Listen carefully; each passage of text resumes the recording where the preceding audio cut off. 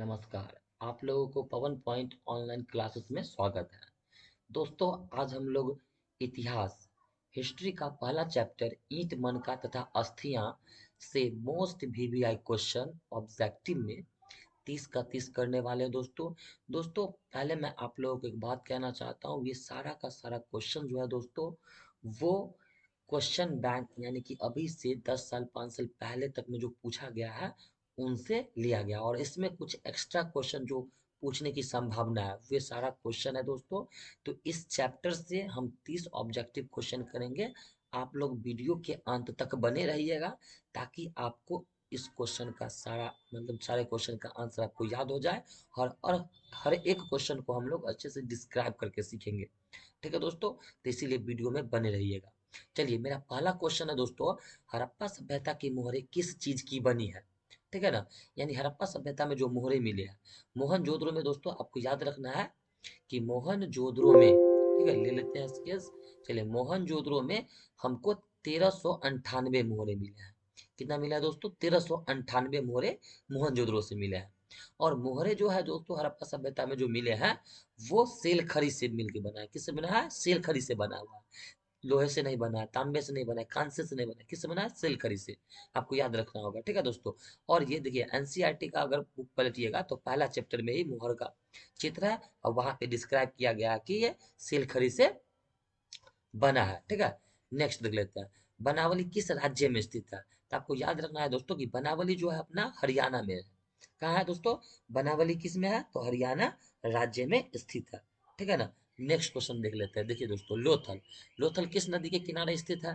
तो दोस्तों लोथल जो है ये भोगवा नदी के किनारे स्थित है। किस नदी के किनारे? भोगवा नदी। लोथल है कहाँ दोस्तों? तो आपको लोथल जो है अपना गुजरात में। कहाँ पे? लोथल जो है अपना गुजरात में है। ठीक है ना। किस नदी के किनारे है? भोगवा नदी के किनारे स्थित है। उसके बाद हड़प्पा संस्कृति आधारित थी। ये जो हड़प्पा संस्कृति है वो किस पे आधारित थी? मतलब वहां पे क्या था, विशेषता क्या था मेन?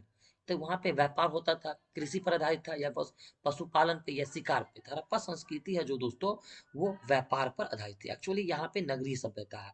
हड़प्पा संस्कृति कौन सा सभ्यता है? तो एक नगरीय सभ्यता इसको बोला गया यहाँ पे। और ये जो व्यापार करते थे लोग यहाँ से, जैसे कि मेसोपोटामिया में व्यापार होता था। ठीक है ना। मेसोपोटामिया की सभ्यता, नील नदी की सभ्यता, तो इन सभ्यताओं के साथ व्यापार के कुछ साक्ष्य मिले हैं। वही कभी कभी क्वेश्चन पूछ देता है दोस्तों कि चीन के सभ्यता के साथ इसका कोई व्यापार होता था? तो नहीं होता था दोस्तों। चीन की सभ्यता इसका समकालीन सभ्यता नहीं है। ठीक है ना। मेसोपोटामिया की सभ्यता इसका समकालीन सभ्यता है। नील नदी की सभ्यता जो है इसके समकालीन सभ्यता है। ठीक है दोस्तों, तो आपको याद रखना है। ठीक। उसके बाद नेक्स्ट क्वेश्चन देखते हैं। इसका आंसर व्यापार पर हो गया। हड़प्पा सभ्यता के लोग उपासना करते थे। किसकी उपासना करते थे? तो विष्णु की उपासना करते थे? बिल्कुल नहीं करते थे। वरुण की उपासना करते थे? बिल्कुल नहीं। मात्र देवी की उपासना करते थे। किसकी उपासना करते थे दोस्तों? मात्र देवी की। यानी इसी है मेरा राइट आंसर है, याद रखिएगा। ठीक है ना। मात्र सत्तात्मक था या मात्र देवी की उपासना करता था। ठीक है दोस्तों। उसका नेक्स्ट क्वेश्चन, हड़प्पा सभ्यता का स्वरूप क्या था? क्वेश्चन क्या है दोस्तों? हड़प्पा सभ्यता का स्वरूप कैसा था? यानी वो ग्रामीण सभ्यता था, शहरी सभ्यता था, भोजन संग्राहक सभ्यता था, या काली कलीलाई ना कबीलाई सभ्यता था? कबीलाई सभ्यता था। तो किस प्रकार का सभ्यता था? तो आपको याद रखना दोस्तों, ये जो था नगरीय अर्थात शहरी सभ्यता था। नगरीय अर्थात शहरी सभ्यता था। ठीक है दोस्तों। उसके बाद हड़प्पा सभ्यता की सबसे महत्वपूर्ण विशेषता क्या थी? तो दोस्तों आपको याद रखना कि हड़प्पा सभ्यता का सबसे महत्वपूर्ण विशेषता यहाँ का नगर नियोजन प्रणाली है। ठीक है दोस्तों। यहाँ पर का जो नगर था दोस्तों, उसका जो नियोजन बहुत ही बेहतरीन तरीके से किया गया, जैसे कि अभी वर्तमान में देखने को मिलता है। यहाँ की जो सड़कें थी वो समकोण प्रकार की थी। ठीक है था। ऐसा लग रहा था कि पहले नगर मतलब का निर्माण किया गया, सड़कें बनाया गया, फिर उसके दोनों तरफ से मतलब घर का निर्माण किया गया। इस तरीका का यहाँ पे ग्रिड पद्धति पे नगर नियोजन प्रणाली थी। तो ये सब जो विशेषता है दोस्तों वो नगर नियोजन विशेषता जो कि महत्वपूर्ण विशेषता है। नेक्स्ट क्वेश्चन, हड़प्पा सभ्यता का प्रशासन था, कैसा प्रशासन था दोस्तों? राजतंत्रात्मक, राजा का कोई साक्ष्य नहीं मिला है दोस्तों। वैसे अनुमान लगाया गया है, एक दुधारी वाला मूर्ति मिला है जिससे अनुमान लगाया जाता है, उसको पुरोहित बोला गया है। लेकिन राजतंत्रात्मक ये नहीं था। राजतंत्रात्मक नहीं था। लोकतंत्रात्मक तो बिल्कुल नहीं था। गणतंत्रात्मक नहीं था। ये नगर पालिका था। कैसा था प्रशासन इसका? नगर पालिका था, याद रखना है। हड़प्पा सभ्यता के पतन के क्या कारण थे? तो दोस्तों एक्चुअली क्या है कि बहुत सारे यहाँ पे इतिहासकार जो है अपने अपना मत दिए हैं। कुछ इतिहासकार बोले हैं कि विदेशी आक्रमण के कारण इसका पतन हो गया, जिससे आर्य लोग आए और आक्रमण किए और यहाँ के लोगों को मतलब पराजित किए, उसको अपना गुलाम बना लिए, कुछ को मार दिए, और इस तरीके से हड़प्पा सभ्यता का पतन हो गया। कुछ का कारण है कि प्राकृतिक कारण है, यानी कि प्राकृतिक आपदा, जैसे बाढ़ आया, भूकंप आया और यहाँ के लोग का पतन हो गया। जैसे कि मोहनजोदड़ो फिल्म अब देखे होंगे, ऋतिक रोशन का जो फिल्म है मोहनजोदड़ो, उसमें बाढ़ के कारण उसका क्या पतन हो जाता है। तो कुछ इतिहासकार का मानना है कि बाढ़ के कारण यानी प्राकृतिक आपदा के कारण सभ्यता का पतन हो गया। कुछ इतिहासकार ऐसे भी है दोस्तों जो मानवीय कारण बताते हैं, जैसे कि कोरोना वायरस। तो कोरोना वायरस एक मानवीय कारण था, उसी तरीके से कोई महामारी आया और हड़प्पा सभ्यता के सभी लोग मारे गए। इस तरीके से हड़प्पा सभ्यता का पतन हो गया। तो यहाँ पे दोस्तों राइट जो आंसर हो जाएगा वो हो जाएगा उपर्युक्त सभी, यानी तीनों कारण यहाँ पे है। ठीक है दोस्तों, तो चलिए नेक्स्ट क्वेश्चन। हड़प्पा सभ्यता के स्थल से स्त्री के गर्भ से पौधा निकलता दिखता है। मतलब हड़प्पा सभ्यता के कौन सा स्थल है दोस्तों जहाँ पे हमको ऐसा मिला है साक्ष्य कि स्त्री के गर्भ से पौधा निकलता दिखता है। तो आपको ये याद रखना होगा दोस्तों कि हड़प्पा सभ्यता का वो हड़प्पा है, सबसे पहला जो जगह खोजा गया है दोस्तों वो हड़प्पा जगह ही है। इसी कारण से सभ्यता का नाम हड़प्पा सभ्यता भी पड़ा है। सिंधु नदी के किनारे मिल रहा था सभ्यता, इसीलिए सिंधु घाटी सभ्यता पड़ा है। कुछ दिन के बाद क्या हुआ, कुछ समय के बाद सरस्वती नदी के किनारे भी प्रारंभ हो गया मिलना, इसलिए इसका नाम सिंधु सरस्वती सभ्यता भी रखा गया है। ठीक है दोस्तों, तो ये हो गया, यानी सबसे ये जो स्त्री के गर्भ से पौधा निकलता दिखता है वो कहाँ से मिला है, हड़प्पा से मिला है। ठीक है, नेक्स्ट देख लेते हैं। नेक्स्ट क्वेश्चन है मेरा दोस्तों, सिंधु घाटी सभ्यता के स्थलों में सर्वप्रथम किस स्थल का उत्खनन हुआ। तभी जैसे बोले दोस्तों कि सबसे पहला जो स्थल है हड़प्पा का खनन हुआ, उत्खनन हुआ, और इसीलिए सभ्यता का नाम हड़प्पा सभ्यता भी रख दिया गया। ठीक है, चलिए नेक्स्ट देख लेते हैं। कह नेक्स्ट क्वेश्चन, सिंधु सभ्यता में गोदीबारा का प्रमाण कहाँ से मिलता है। गोदीबारा का प्रमाण कहाँ से मिलता है, तो आपको याद रखना है दोस्तों, सिंधु सभ्यता में गोदीबारा जो है लोथल से मिला है। कहाँ से मिला है, गोदीबारा का प्रमाण लोथल से मिला है। लोथल भोगवा नदी के किनारे स्थित है, कहाँ है, गुजरात में है।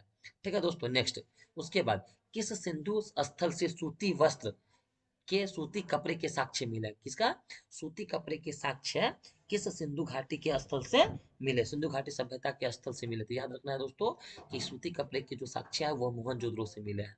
कहाँ से मिले हैं, मोहनजोदड़ो से। नेक्स्ट, मोहनजोदड़ो किस नदी के किनारे बसा हुआ है।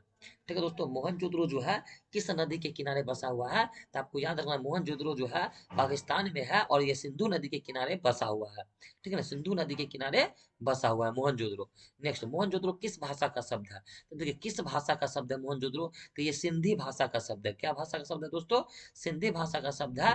मोहनजोदड़ो का जो अर्थ होता है दोस्तों, मोहनजोदड़ो का अर्थ होता है मृतकों का टीला। याद रखिएगा क्या अर्थ होता है, मृतकों का टीला। याद रखना है दोस्तों, भी मृतकों की टीला, ये होता है मोहनजोदड़ो का अर्थ, जो कि सिंधी भाषा का शब्द है। नेक्स्ट, लोथल कहाँ स्थित है दोस्तों, तो अभी थोड़ा देर पहले ही बोल के गए, गुजरात में है। कहाँ स्थित है दोस्तों लोथल, तो लोथल गुजरात में है, भोगवा नदी के किनारे है। नेक्स्ट, प्राचीन इतिहास का निर्माण किया गया, मतलब किस स्रोतों के आधार पर किया गया, तो साहित्य स्रोत जो है उसके आधार पे प्राचीन इतिहास का निर्माण किया है। बिल्कुल सही है दोस्तों, वेद हो गया, ऋग्वेद, यजुर्वेद, सामवेद हो गया। ठीक है ना, और बहुत सारे ग्रंथ जो है, ऐतिहासिक ग्रंथ जो है उनके आधार पे इतिहास का निर्माण करा गया। दूसरा, विदेशी, बहुत सारे विदेशी यात्री आए, मेगास्त्रीज हो गया। ठीक है ना, मेगास्त्रीज हो गया, या बात कर लेते बहन सॉन्ग हो गया, बहुत सारे विदेशी यात्री आए हैं दोस्तों जिन्होंने अपने विवरण दिए हैं। ठीक है, मेगास्त्री इंडिका नामक पुस्तक को लिखे हैं जिसमें विवरण है प्राचीन इतिहास का। ठीक है ना, तो बहुत सारे वैसे इतिहासकार आए हैं और अपने अपने विदेशी यात्री आए हैं और अपना विवरण दिया है। ठीक है ना, तो ये भी मेरा सही हो जाएगा। पुरातात्विक अवशेष के आधार पे, जैसे सिंधु घाटी सभ्यता जो पूरा का पूरा लिखा गया है, उसके बारे में इतिहास जो लिखा गया है वो पुरातात्विक अवशेषों के आधार पर है। किसके आधार पर दोस्तों, पुरातात्विक अवशेषों के आधार पर है, आपको याद रखना है। तो यानी डी मेरा सही आंसर हो जाएगा। नेक्स्ट, गंदे पानी की निकासी की समुचित व्यवस्था सर्वप्रथम किस सभ्यता में देखने को मिलती है, तो सिंधु घाटी सभ्यता में देखने को मिलती है। आपको इस बात को याद रखना है। ठीक है दोस्तों, नेक्स्ट उसके बाद करा कालीबंगा किस नदी के किनारे अवस्थित है, तो याद रखिए दोस्तों कालीबंगा जो है सरस्वती नदी के, या घग्गर नदी भी बोलते हैं इसको, इसी के किनारे अवस्थित है। ठीक है, नेक्स्ट, सिंधु सभ्यता का बंदरगाह नगर कौन था, तो आपको याद रखना सिंधु सभ्यता का बंदरगाह नगर जो था दोस्तों वो कौन था, तो बिल्कुल लोथल था। कौन था दोस्तों, लोथल, यानी गुजरात है, एक बंदरगाह ही है दोस्तों, समुद्र के किनारे है, यानी कि लोथल इसका सही आंसर हो जाएगा। नेक्स्ट, सिंधु सभ्यता में नर्तकी की मूर्ति कहाँ से मिली है, नर्तकी की मूर्ति जो है दोस्तों वो मोहनजोदड़ो से मिली है। कहाँ से मिली, मोहनजोदारो या मोहनजोदड़ो से मिली है। आपको याद रखना है। नेक्स्ट क्वेश्चन है, सिंधु सभ्यता का किस देश के साथ व्यापारिक संबंध नहीं है? शुरू में ही वीडियो को शुरू में बोले थे कि चीन के साथ इसका व्यापारिक संबंध नहीं है, क्योंकि ये चीन इसका समकालीन सभ्यता नहीं है। मेसोपोटामिया, ईरान, अफगानिस्तान, इस सबसे इनका व्यापार होता था। ठीक है, नेक्स्ट देख लेते हैं। सिंधु सभ्यता, सिंधु वासियों के प्रमुख देवता कौन है? तो देखिए दोस्तों, सिंधु घाटी सभ्यता में एक मूर्ति मिली है चार मुख वाला, जिसके चारों ओर बहुत सारे जानवर है। ठीक है ना दोस्तों, तो उसको पशुपति महादेव का संज्ञा दिया गया है। तो हम यहाँ से हम अनुमान लगाते हैं कि सिंधु घाटी सभ्यता के जो प्रमुख देवता थे वो पशुपति महादेव थे। सिंधु घाटी सभ्यता का कौन सा स्थान मृतकों के टीला के रूप में जाना जाता है? तो जैसे कि वीडियो के पहले में बताया हम आपको कि मृतकों का टीला यानी कि मोहनजोदड़ो का ही तो अर्थ है, जो कि सिंधी भाषा है। ठीक है दोस्तों, सिंधी भाषा है। नेक्स्ट, सिंधु घाटी सभ्यता का कौन सा स्थल सिंध का बाग बाग कहा जाता है? एक्चुअली देखिए, मोहनजोदड़ो का जो जमीन था, बहुत यहाँ का भूमि जो है बहुत ज्यादा उपजाऊ है। ठीक है दोस्तों, उपजाऊ था, इसीलिए इसको सिंध का बाग कहा जाता है। नेक्स्ट क्वेश्चन, सिंधु सभ्यता में समाज का स्वरूप क्या था? तो याद रखिए, सिंधु सभ्यता में समाज का स्वरूप मात्र सत्तात्मक था। क्या था दोस्तों? मात्र सत्तात्मक था, याद रखना, मात्र सत्तात्मक था। ठीक है ना। नेक्स्ट, सिंधु सभ्यता किसके समकालीन नहीं माने जाते हैं?